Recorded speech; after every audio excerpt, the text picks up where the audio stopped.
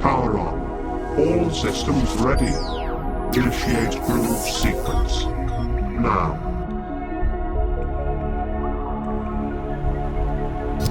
It's the Liquid Radio Show After Dark, with your hosts, Tommy on bass, and Domika.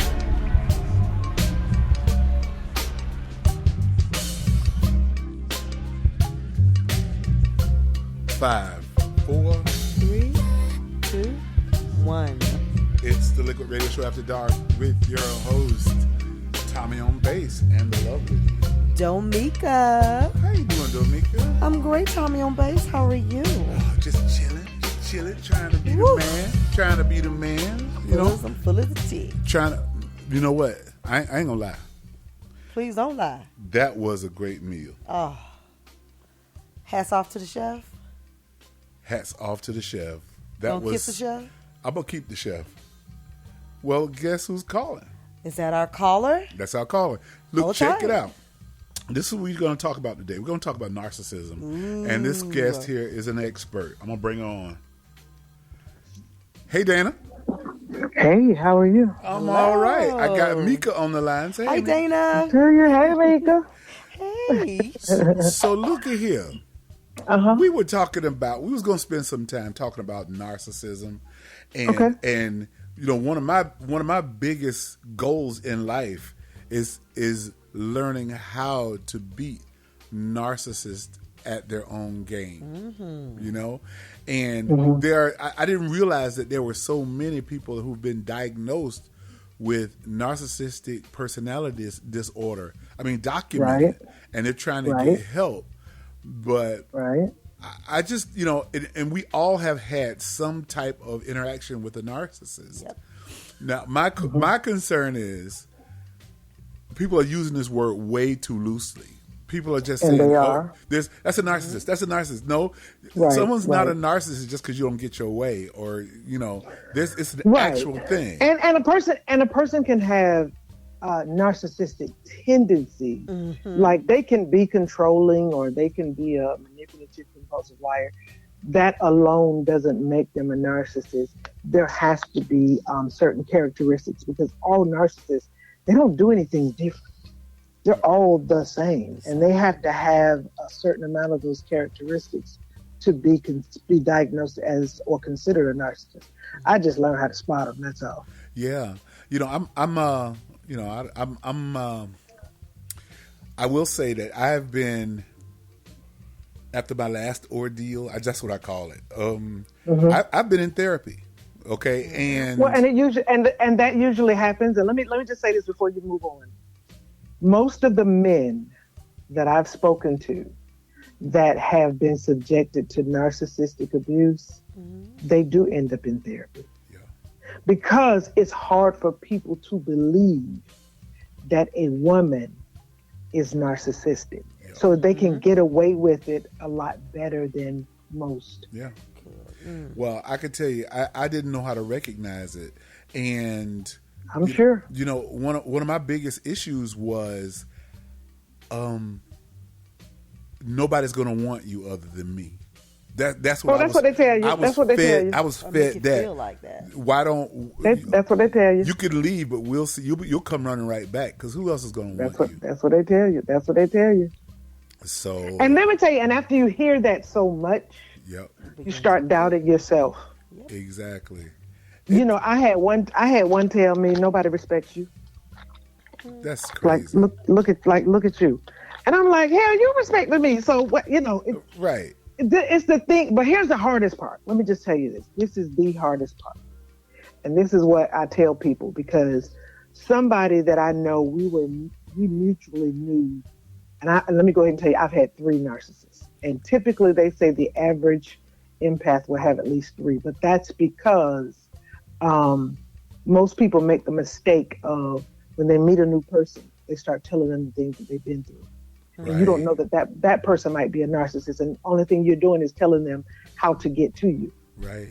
They're gonna do as much as that person, but just a little bit less, so that you won't consider them a narcissist. But like I said, the average person has about 3. And so I had somebody that was, we were mutual. We had this mutual narcissist. But mind you, my narcissist, I was their victim. This person wasn't. And so, and the narcissist, because they're so amazing when it comes to other people, every time they see somebody, it's, oh my God, do you need help? Oh my God, I'm here for you. I got you. Oh, I just called to see how you were doing. Oh my God. And they're so amazing. Is that the love bombing? Is that the love bombing? It is. But that part with the outsiders, that's not a part of love bombing. Love bombing is what they do to you in the beginning to get you. Right. Because if you think about it, they were amazing to you in the beginning. Yes. You were the best thing since sliced bread. Yeah. Like, oh my God, we're soulmates. Yeah. Most of them move really quickly, in the relationship. Like, they move real quick. Like, for me, I'd be like telling my kids, oh, you got to wait it out because you don't know what they might turn into. Yeah. And so what happens is, while they're being amazing during that love bombing phase, you believe that's the real person. Yeah. You believe that's real. So anyway, my going back to my point, the person that had my narcissist, mutually, they could not understand anything that I was going through. Wow. They just know that I was decreasing in not only visibility, but just wanting to be around people. And I'm like, hell, none of y'all don't understand. Like, y'all done been fed this foolishness that really isn't the real person. And then they asked me, so do you think, so when they did finally figure it out, they said they started putting two and two together and stuff like that. But what they asked me was, and this let me know they still didn't believe. They asked me, so do you think the first person that they were is the real person or this demon seed? It's the demon seed. The first person isn't real. Right. That person was fake. Yeah, I agree. That was the counterfeit. I personally, I got into a position to where that person that I fell in love with, the person that I thought suited me best was, I thought I found your soulmate. My soulmate turned to, I didn't even recognize them anymore. It was like, who are you? I mean, we had this beautiful... Listen, when you say, who are you? Listen, I kid you not. Towards the end, I just kept looking at my narcissist saying, who are you? Yeah. And let me tell you what they say. You can ask that question all you want to, but I'm me or what? Who are you? Yeah. You're not the same. You're not the same person. Now, people, people change in relationships, but you don't turn into a demon. And this, I went from being the best thing that ever happened to this person to, why'd I even mess with you? And then when I say, okay, then let me go. Oh no, please don't go. I love you. I'm like, what is this? And now you on this constant seesaw of emotions. You're like, okay, she really loves me. No, she don't.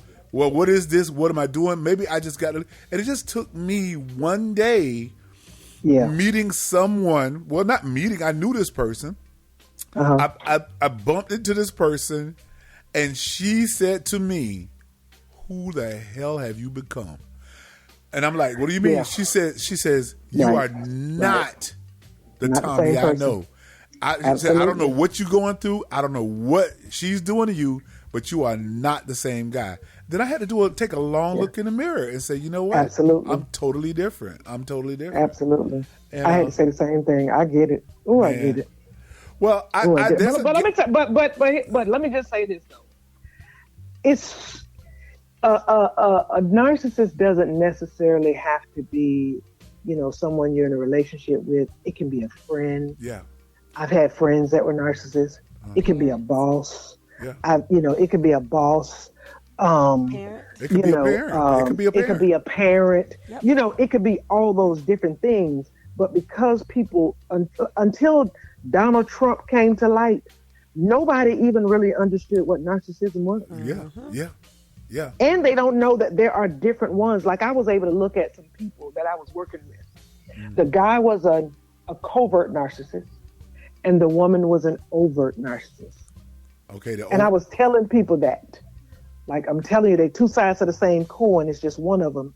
They're just a little bit more out front with it. Wow. They really don't give a damn. But the guy, oh my God, he was so meek, mild, humble. I'm talking about just, you would never, ever think.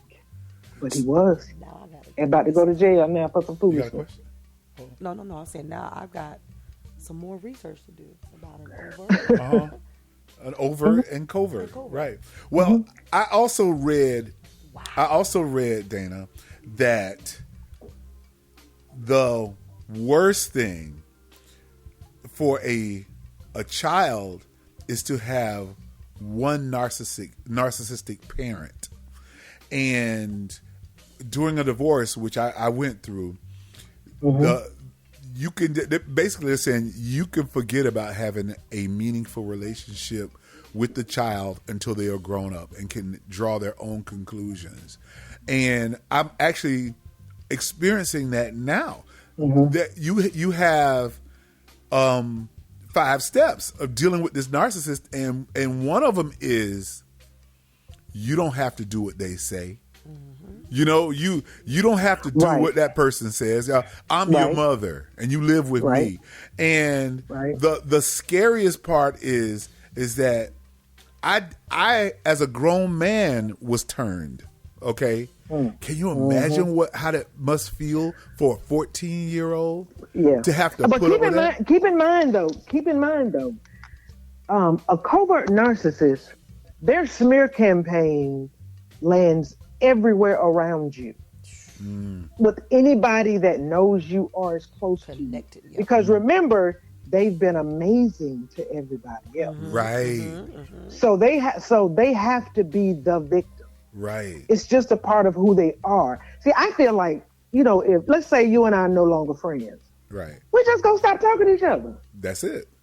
But narcissists will make up all kinds of stories about you so that they can have somebody to blame and they can be the victim. And that's how narcissists, because they don't change. No. They just change victims. Wow. And that's how they go from victim to victim to victim.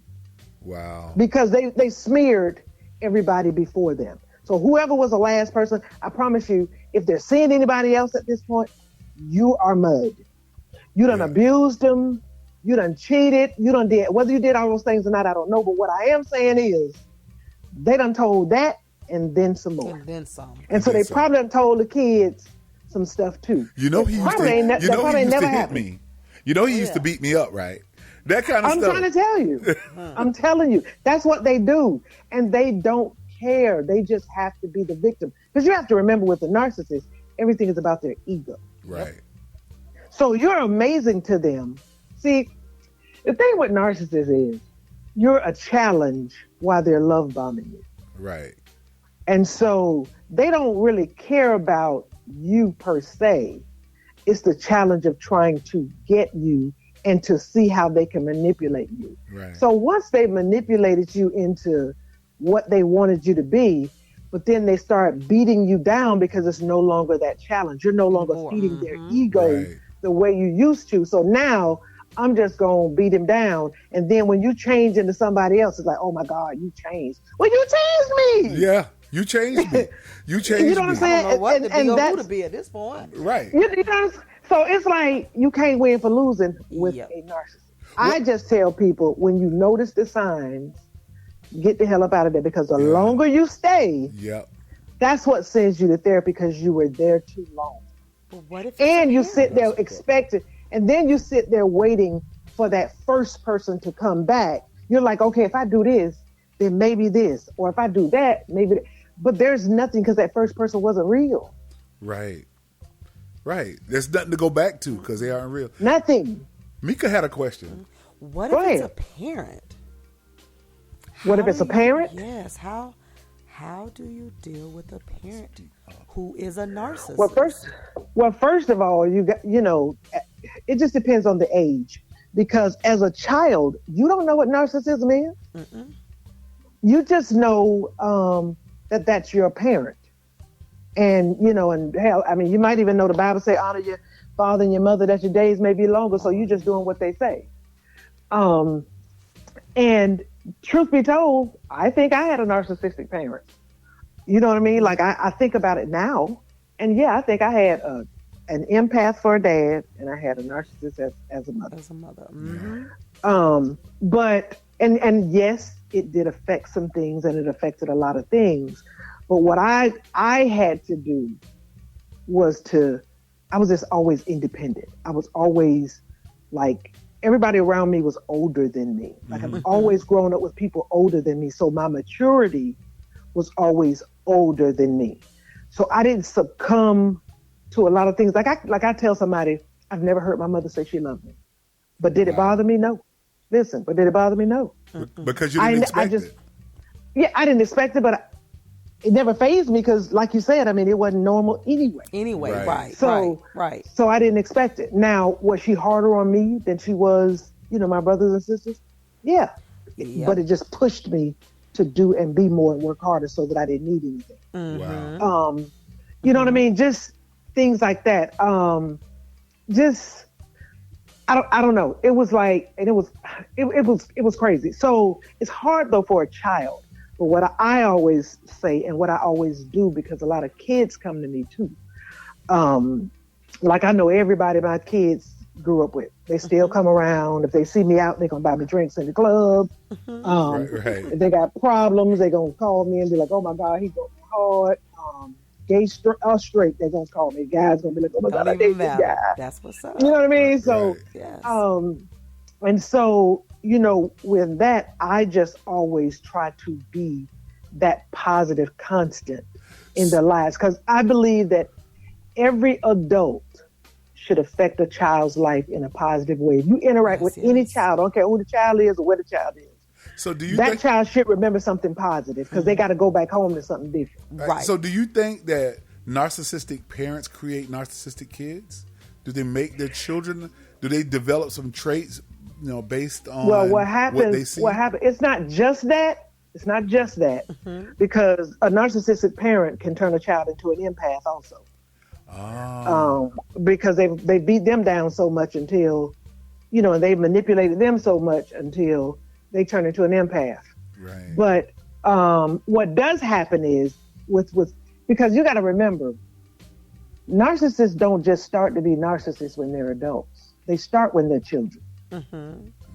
And typically that starts because either the child has had some type of trauma in their lives when they were young, molested or something like that, and then they learn how to use it and manipulate it for the things that they want. Because remember, narcissism is about manipulation, and it's about victimization. So they learn how to use it at a young age. Like I have a niece right now. I know she's one. Wow. Nobody in my family seems to get it but me and my son because we know so much about narcissism. But everybody looking at me like I'm crazy, but she finna turn 18. Oh boy. There's no turning back. Because once you turn 18, that's you. Yeah. That's who you're going to be. That's who you are. Yep. Right. And so I'm talking about like manipulative, compulsive lying. I'm talking about gaslighting, baby, listen, and I was trying to put my time in her to help her out because I already knew what she was dealing with in her life and everything. But she learned how to use her trauma to try to get everybody to just kind of cater to her. Right. So they catering to you, and she had a dad that believed that no matter what somebody said, if his daughter said something different, she was the one that was right. And I was explaining to him, that's how you make a narcissist. Yep. Yeah. You can't, they can't just know that you're going to believe whatever. Right. And you blowing up at your mama because your daughter done said something to you. Yeah. Like, you know what I'm saying? That's how narcissists are born. Well, people don't realize how quickly things can take a turn. It seems like the light switch, let's just like you turn on a light and you're asking yourself, how did we get here? It happens so fast. How did we get here? I had one friend of mine, he has a narcissist, and he said that his kids blamed him for the breakup because they only heard him screaming and hollering. They never heard her, right? What was he? Oh, you're talking about arguing. Arguing, because I'm saying the kids don't understand that someone can get under your skin without screaming and hollering. That doesn't take. They wait for you to blow up and then say you're crazy. You need help. Mm-hmm. That was the point. Yeah, they kind of sit back, all quiet after they've driven you to that point of literally pulling your hair and teeth out and making a scene, and they go, "My God, what is?" You need. And let me tell you. And let me tell you the other thing they'll do. They'll do something to you in private, and then when you get in public, let's say you tell your partner, I don't like it when you all up in these men's face or something like that. Mm-hmm. Okay, they know that's gonna get under your skin. Right. So mind you, they've already been smearing you anyway. You just don't know it. Mm-hmm. Right. Mm-hmm. So when y'all go out, guess what they do? They all in front of the men's face so you can get mad and they can tell everybody, see, I told you he was crazy. See, yeah. Setting you right up. Yep. Mm-hmm. Yep. Oh boy, I could tell you stories, but we won't get into too deep into my personal stuff. And you know what? I'm gonna go ahead and just say this. You know my narcissist. You've had interaction. You know one of mine too, though. I do. I just ain't never tell you, but you know one on too. But go ahead. Well, the thing about it is that when I was interested in this narcissist, I mean, everybody said, "Don't do it. Don't do it. Don't do it." And me with my hard-headed self. Just general barbershop talk. I had some guys at the barbershop literally corner me and said, "You're making a big mistake. She's not right for you. Y'all, this is not going." And that, it seemed to me like them saying that. You thought they was hate. Yeah. And not only that, it says, "I'm gonna prove them wrong. I'm gonna stick it out. I'm gonna show them, nobody's perfect, and I'm gonna, and then you get her saying, "Well, you just, that's why you can't stay in a relationship. You ain't willing to put in no work." Right. Yeah, but you crazy. I can't stay in crazy. but listen, they not crazy though. They know what they doing. Right. There is nothing crazy about it. Is calculated. It is all calculated. Wow. Yeah. Listen, it's love bombing. It's hoovering, it's the smear campaign, it's the discard phase, and then they start hovering. Yeah. It's all calculated. That's why narcissists can be diagnosed, because they all do the same thing. Yeah. There's nothing different. I've never told anybody this, but I'm going to say this. I'm going to say this real quick. Mm-hmm. My narcissist, we got married on a Saturday. By Wednesday, I wanted to annul it. I said, "This is not going to work." And we were in the Bahamas. And I'm like, "This is not going to work." We're on our honeymoon. Lord. And I'm like, "You sure was?" Because that was 4 days later. I said, "I'm out. When we get back, I'm leaving." And she cried and convinced me that I was the But that's what they do, though. Dude. They could cry on a dime. Yep. I'm talking about tears running. They can cry. Oh, my God. Crocodile tears. And you're just looking at them like, but you just... Yeah. You just... We got into the worst argument just now. And there were all kinds of red flags that they show you. And you just say, well, everybody's different. I just gotta, I gotta learn. No, it ain't that you saying that. It's just that they convince you that you could possibly be wrong. Yeah. And then you're in your mind thinking, well, you know what? She's crying. She really loves me. Mm-hmm. So, we're gonna try to make it work. That's. Let's just be truthful. That's what it was. Yeah. Yeah. So, because they can cry crocodile tears in a heartbeat and don't feel a thing. Yeah. Yeah, well, like I said, because they really don't have. They really don't have feelings, right? Yeah, I know. Oh, yeah. I know. I'm a living witness. There are people in my family who have actually asked on their deathbed, have asked for her to come see them, and I believe it, and she wouldn't. And she wouldn't. She's like, that's your mama.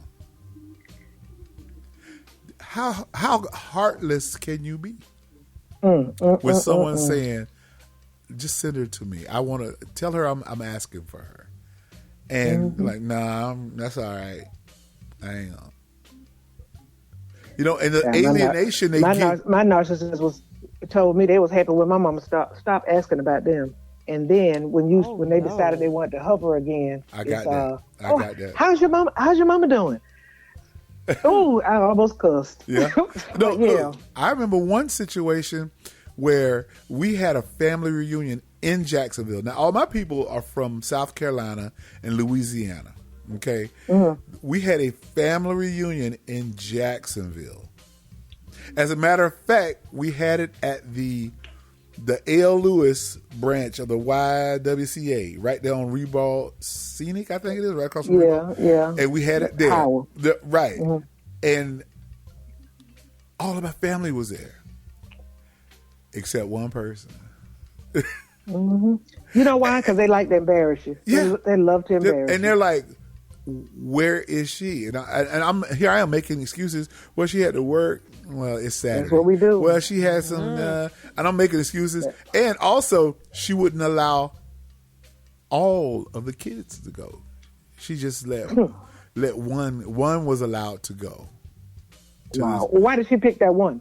Because older and could articulate what was going on. Say that, yeah. They could articulate what happened at the family reunion.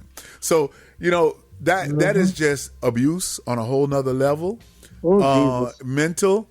I dealt with mine for way longer than I should have, and I have regrets, but I've learned and my takeaway is the best way to beat them at this game is not to engage. Just don't. Absolutely. Don't play. Absolutely. The phone rings. Don't answer. A text comes. Let me tell you do not something. respond.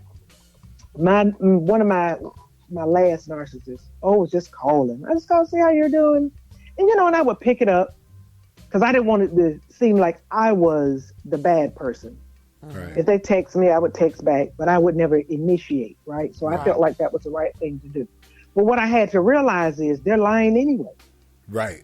So no matter what you do, they're lying. They're lying anyway. And here's the kicker: I know they're lying because I'm hearing the lies. Right. And so, I did tell them one time, and I told them the lies I knew about me they were telling, and the lies I knew about somebody else they were telling. And then they tried to tell me I was lying. But I'm like, okay, it's all good. So what happened the last time was, they called and they left a voicemail. Oh, I'm just calling to check on you, see how you're doing, da da da. I heard it and I left it right there. Wow. No response, no reply. Wow.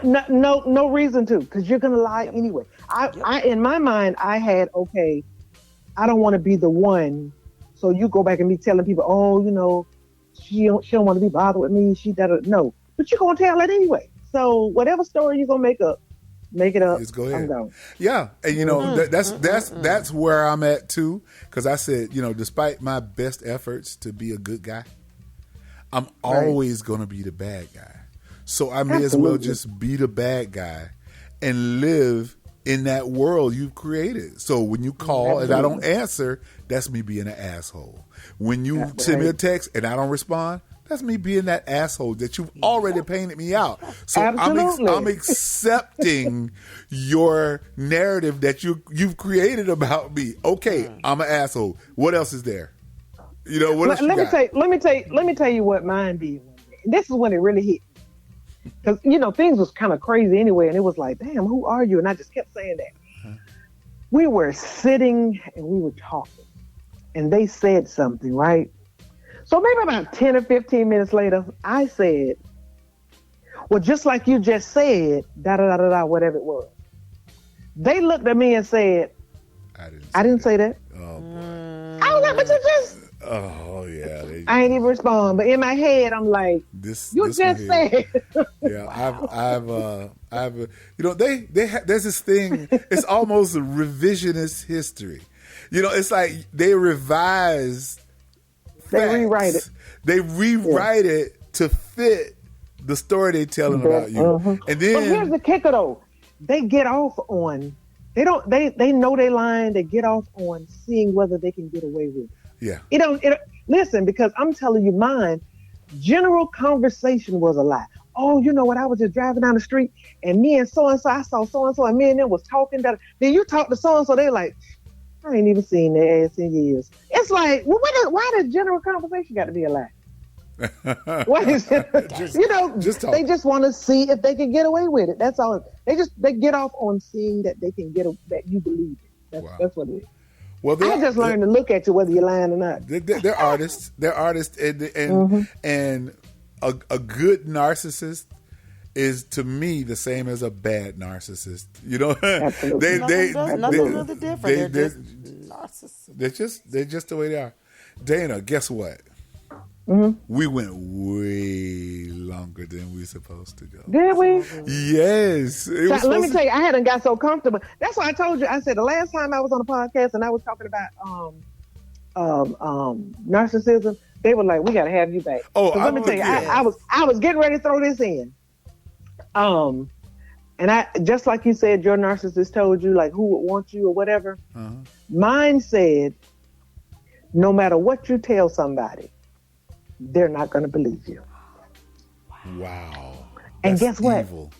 Nobody believes me. So I don't tell anybody. I don't say anything because they don't. Yep. Yep. I just, I tried to. Let me tell you what's so funny about that. When you said the barbershop talk, when they told you, how about somebody tried to tell me from the beginning? Yep. And you didn't believe And me, well, I'm a loyalist. Like I'm loyal. People in my life, I'm very loyal to them. Right. So, you can't just, like somebody can't come to me and say, oh, Tommy, whatever. That ain't gonna matter to me. Right. I know what Tommy is to me. Right. You know what I'm saying? So that's the kind of person I am. So when they said it, I messed around and asked them, well, why did they say this? And so they were like, I don't know, whatever. I should have known though from the look on their face now that I think about it. And so what they did was they went back to the person and said something to the person. The person just stopped speaking to me. And I was like, well, dang, what's wrong with you? What?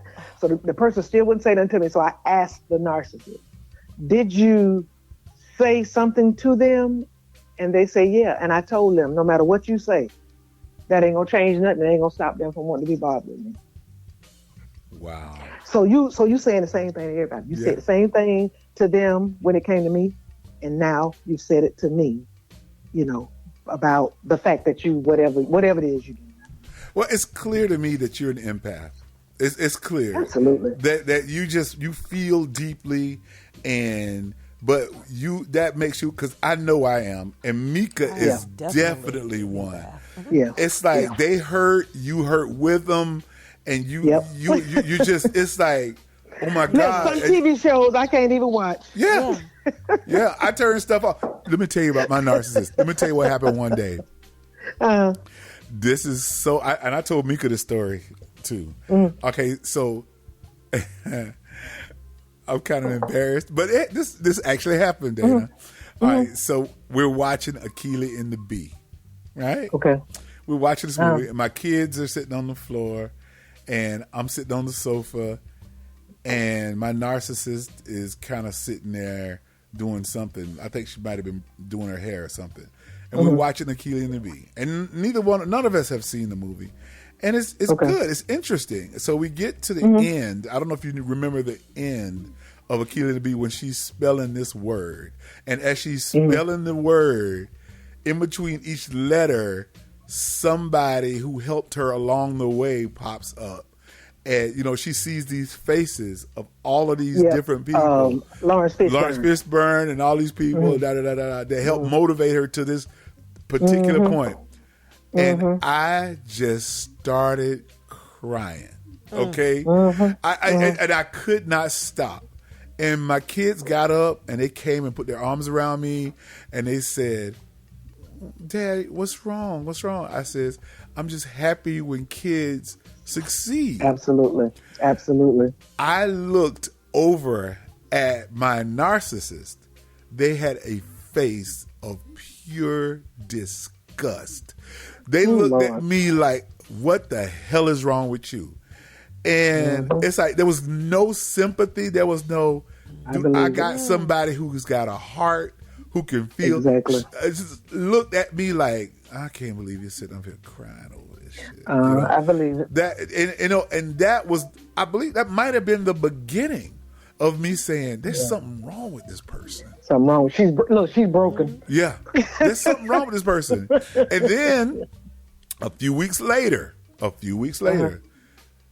was working at Highlands Middle School, and there was this huge fight, like 13 kids all together fighting, and I was in the middle trying to break them up, and I ended up breaking them up, and I separated them, and it was physically taxing. I mean, you try to break up 12 and 13 years old, and they're pretty strong. So I'm breaking this fight up, and I was so exhausted afterwards and so upset about them fighting because I just seen them moments before, all of them having lunch, laughing and joking together, and I did not understand why they're fighting. So I shed some tears. I came home and I told my narcissist what happened. She said, "I already heard you was up there crying." Damn. I was like, "What?" She said, "Yeah, they called home and told me you was up there crying. What's wrong with you? Why are you up there crying?" I was like, "You don't understand, do you? You're a grown man. What you up there crying for?" I'm like, "Okay." Oh Lord. Yeah. That was the hell I was in. But you sure were. Thank God I escaped. And if I feel like right now with me and Mika, I feel like we two slaves that broke off the plantation. And we just running for our freedom. And let me congratulate y'all too, because I saw the video on Facebook. Yes. Where you guys got married.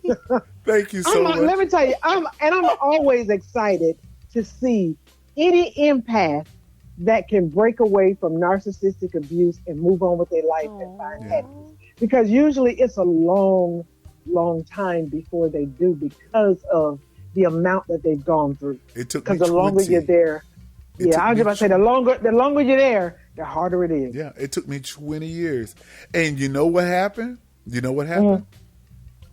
What finally made me leave is something I said to her, just in passing. Something that happened to somebody else, and just I finally said, I said to her, if we get to the point to where we calling the police on each other, we're done.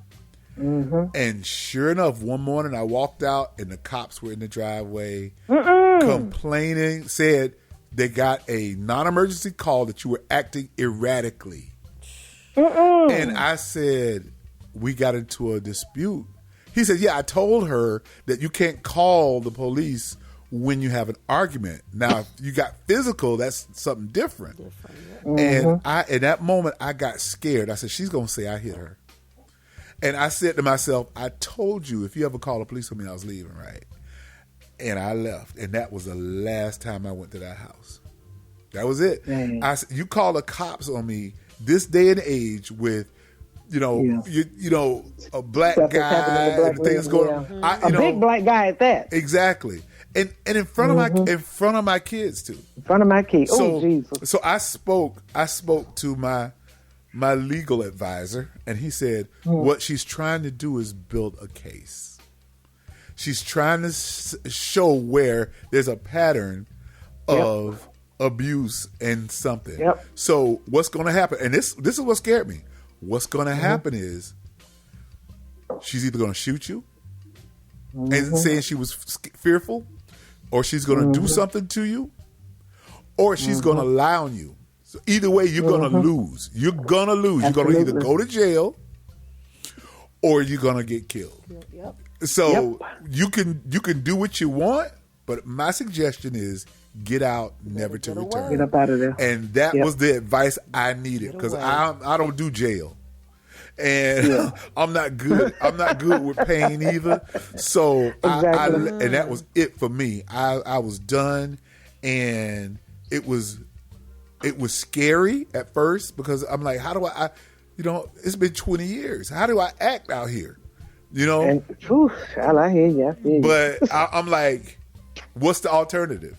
This is what's going to happen. And sure enough, sometimes we don't get up out of it too, because we think about, what are people going to think? What are people going to think? Yep.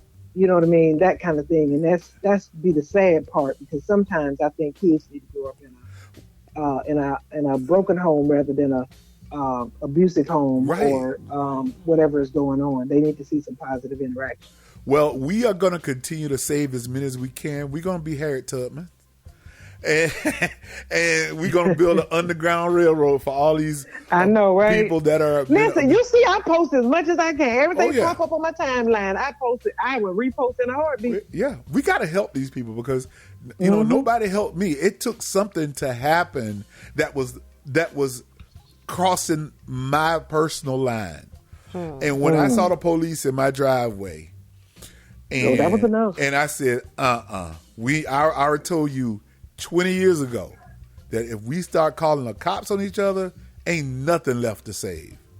Well, that might have been why she called the cops, because they do stuff like that too, child. So they can say, "Oh, I had to call the cops." So that's why we broke up. Yeah, well, so they can make up a story. My son recently said something to me that never took place. That she told him, and when he said that to me, I said, "You know what? I'm not going to win this." I said, when you want the truth, come to me. Go to your uncle and go to your cousin. Ask them. They are independent. Ask them about what happened, and you'll get the truth. Right.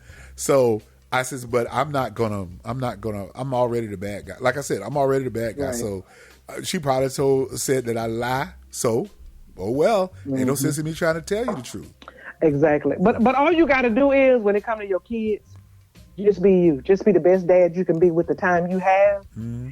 And don't focus on her or anything else. Just focus on your time with them. Because what I know happens with kids is, when they start seeing the truth, the lie no longer matters. Right.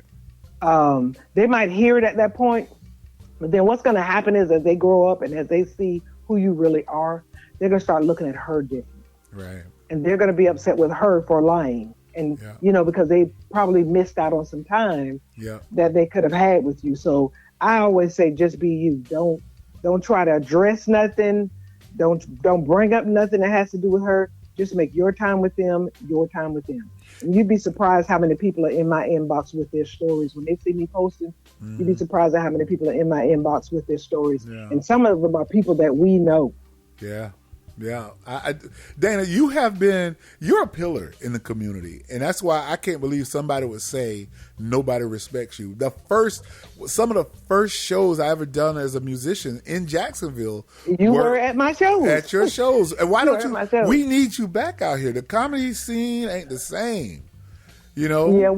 You know what? It's a matter of the venues aren't good at this point. Because I want to do something for my birthday. And I want to do a comedy show. I can't find anywhere decent for me to do it. Terry Harris want me to do it at the skating rink, but like I told him, I need hard liquor. I know that's right. You know what I'm saying? Yeah. Like the drunker you are, the funnier the joke. Oh yeah. So, now have you talked to the people at Lawrence? I have not. I don't know what Lawrence looks like. I keep saying I'm gonna go visit, but I haven't. Well, Levi, before he passed, he was trying to get me to do it at 2111, but to me that's not big enough. No. The food is good, and he always took care of me. I got to give him that. Yeah. And as a matter of fact, when he stopped texting back, I knew something was wrong with him, because he always responds to me. But 2111 to me is not big enough, not for the shows that I have. Yeah. And I don't know that there's a place as big as Skyline was. Man, those were the days. with food and alcohol. You know what I mean? Yeah. So that's the biggest issue. But if we found you one, would you have my band play? I mean, absolutely. All right. Absolutely. I always liked your band. I even liked y'all. Listen, I even liked y'all. Remember when you were at I can't think of the name of the place, and y'all didn't have a vocalist. It was just the band. Oh, at Boomtown? No, downtown. You don't remember? Poppy Love Smoke or No. The Greek place. The Greek place. Jerry owned it. What's the name of it? Zodiac. Zodiac. Yes. Yeah. Yes. When y'all you didn't even have a vocalist then. No, it was just three of us. Yeah, it was just a band. Yep. We've evolved, but a lot of our success we owe to you, Dana, and I will always say that. Listen. And I wish I want you back out here because some of these cats, especially the younger ones, they don't know what they're doing. They don't know what they're doing, and they don't treat the artist right. They, you just no. Well, one thing I can tell you, can't nobody ever say that I ain't doing right. That's the one thing I can tell you. You did us right. I ain't gonna lie. Between you and Anita, man, there's a hole. There is a hole out here. Y'all used to do it, man. Y'all used to do it. It's just venues just right now, they're just not. Yeah. They're not here. Well, people going to jail. I know. You know what I mean? Yeah. So we need to. The venues are just not here. Yeah, I'm trying to stay away from those shady type, right? Because like I said, I don't do jail. I don't do it, know, right? And I can't get caught up. I can't do it. Well, anyway, it has been a pleasure, and you shared with us so much awesome stuff, and we are gonna, I wish there was a way for us to stay in contact, at least bi-weekly, where you call in and we just talk. We don't have to talk this long. And just, we could just have a narcissist and just tips to help people get out of that. That's fine. I can do that. But listen, we can talk about narcissism all day. Yeah. Listen, all day. See, are we trauma bonding, you and I now? Are we? Are we? Look. We are not. We are sharing. Okay. We are sharing. Because I'm telling you, I never saw, if you had a crystal ball and, you got a guy who's very confident, a guy who's very, that's me. I was very confident and I was managing a bank and doing all these things prior to her. And then all of a sudden, I meant nothing. All of my accomplishments, all the things I did, it didn't mean a thing. Didn't mean a thing. Yeah. And nothing my family did meant anything. My family wasn't worth nothing. So I'm like, come on, these are the smartest people I know. My family. And she's like, whatever. But you have to remember, narcissists have a superiority complex. Right. And so they think they're better than everybody else. They think they're smarter than everybody else. They think they deserve more than anybody else. And they think everybody's stupid but them. Yeah. That's you. Listen, you are talking. You preaching to the choir now. Definitely. Is she preaching to the choir? Definitely. Definitely preaching to the choir. Well, anyway, thank you so much, Dana. I love you. Thank you for calling. You're welcome. Yes. And the feeling is mutual. Yeah. So, we should be actually hanging out. We should be, but I hadn't been out in a while because of COVID. So now I'm just now starting to go out again. But it's just so many limited spots. I don't know. So you're a realtor? That's your main gig, right? Mm-hmm. Okay. So if you're buying, this is for our listeners, if you want to buy a house or sell a house, I'm going to put Dana's number on our Facebook page so you can get in contact with her. She is selling houses, man. And if she's anything like I know, she's good at it. So don't even hesitate to give her a call. How's that? If you got at least a 640 credit score, don't have any really bad negative things on your credit history for the last 2 years, and of course have been employed for a year, you may qualify to have your down payment paid. You can automatically get $7,500 of your closing costs paid.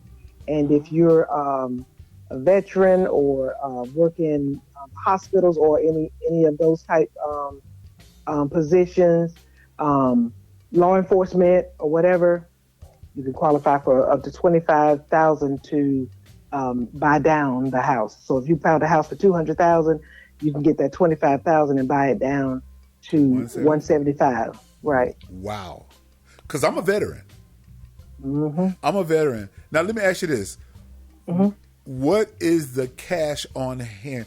Well, I know there's an income requirement, of course. There's always an income requirement. But not really. Not for what I'm talking about. There's no income requirement. But if you make more than $60,000 and it's just one person, then you may not qualify for the down payment assistance. Okay. I think for two people it's like $75,000 or less. Okay. And you get, but you're a veteran. So if you're a veteran, then yours is going to be paid 100% anyway. Right. But you still have closing costs. Right. And so if we can get those closing costs paid. Okay. You know what I'm saying? And as a veteran, you can get the $25,000 to buy down the property. Wow. See, now you got me thinking I might be a customer here pretty soon, because we're married now, and we're looking to expand, to go bigger. We need to build a studio, because we do the Liquid Radio Show After Dark. Right. And we have a makeshift studio. It's pretty comfortable. It's pretty nice. You should see me. Right. She's got her feet up. She's sitting back, chilling. Yes. Got her headphones on, and we just chillaxing. So yeah, it's pretty comfortable.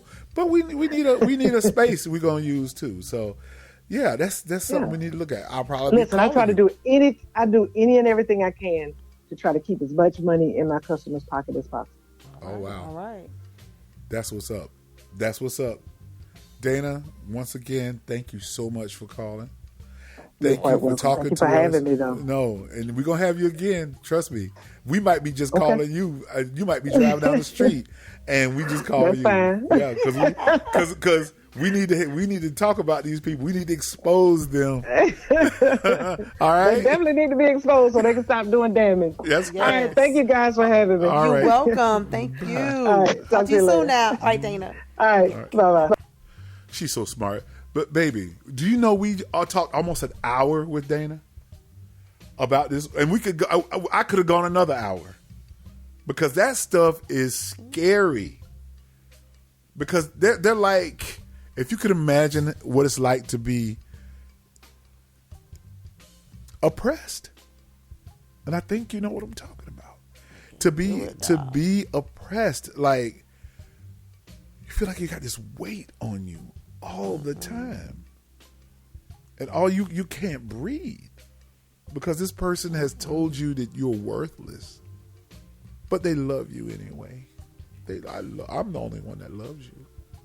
That's what they make you want to think and feel. So yeah. Well, anyway, that's going to end this show, man. That was amazing. That was good. We got a lot of work to do to live up to that. That was Dana. It's Dana Lewis, man. All right, so the Liquid Radio Show is brought to you by the Groove Coalition, the only band that matters. Brought to you also by Iconic Eyelash. More than meets the eye. Hey, Mika. Yes. You want to be a nuclear physicist? Heck yeah. Well, guess what? You're going to need three things. You're going to need red lips. I can make that happen. Some fine hips. Yeah, you got that. I can work with it. I like how you look down to make sure you're still there. And you're gonna need some damn eyelashes. Oh, I'm iconic, so I got that. They're iconic. You know, the long ones. The flutterfly ones? Yes. And you know something I like about your eyelashes? What? They're named after iconic women. Of course. Of course. And I love those. You know, I want to get the Oprah Winfrey. The Oprahs, the Whitneys, the Diana, Amelia. Oh man, that's just fly. You're a bad mama jamma, Mika. Bill. So look, thank you guys for listening. We appreciate you. We look forward to the next time. Yes. We're trying to get these shows out as quickly as possible, and we love doing this. This is what we do. We're award winning, and I think the joy we have. You got the cutest dimples. You know what that makes me want to do? What? I'll tell you right now. Oh boy. Lord. Oh yes. Take it. Oh. I don't know. I have to laugh every single time. Oh, pop! And now we pop the champagne. Oh. And now what? What's this noise? I love our new equipment. My husband. I love our new equipment because we can do this. Oh. Wah, wah, wah. Wah, wah, wah. Yeah. Oh, this one is cool too. This one here.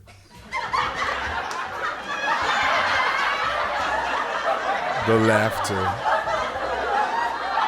Pretty cool, right? The laughter. Sitcom laughter. Oh, that's what that sounds like. Like a sitcom, like Seinfeld or something. Or, my favorite is, thank you, ladies and gentlemen. Thank you very much. Thank you very much. Thank you very much. This next song, you're too kind. Thank you very much, ladies and gentlemen. Anyway, so that's it. We're going out of here. We're going to bed. You want to go to bed with me? Heck yeah. Oh, yeah? Oh, yeah. You know, you're my favorite bedtime thing. You're my favorite human. Really? Tell the truth. Yeah. Things would be better if you just told the truth. You're one of my favorite humans. I have some little humans. My favorites. I need you to tell the truth. I did. I just said you're one of my favorite humans. But I need you to tell the truth. I did. You're my husband. Yeah. You know, every call that we have taken, somebody's congratulating us. Have you noticed that? Nah. Yeah. Not that I didn't notice, but I mean, it's... The last three calls, Glenn. Yeah, it's... Chef Kojak and Dana have all wished us. Well wishes. And, you know, I'm serious about us like slaves escaping the plantation. That's what I feel like. I feel like we running through the weeds going, I can't wait to get some freedom. Man, look, we deserve happiness. Well, we going to get our freedom. We headed up north. Oh, no. We headed up north. We're going to run it from Massa them. It's going to be cold up there. Yeah, we're going to stay down here. All right, that's it. We love you. We love you. Thank you so much for listening. This has been the Liquid Radio Show After Dark. And be sure to share. Let your friends and family and coworkers know to tune in. Yeah, and hit that subscribe button. Hit the subscribe button. And the follow button. We need more followers and things like that. We love y'all guys. Share. We wanna know that you love us. So share. All right, is that all I can do for you today, ma'am? And would you like some fries with that? I'll make that extra large. Extra large? What you want to drink? A zero peach Fanta. A zero peach Fanta? Well, can I supersize that for you? Yeah, make that an extra large. Extra. Yeah. Heck yeah. Come around to the window for your total. The first window or the second window? Why don't you stop at the first and hit the second? Oh, shoot. All right, that's it. That's it. Y'all have a good one. Talk to you later. Bye-bye.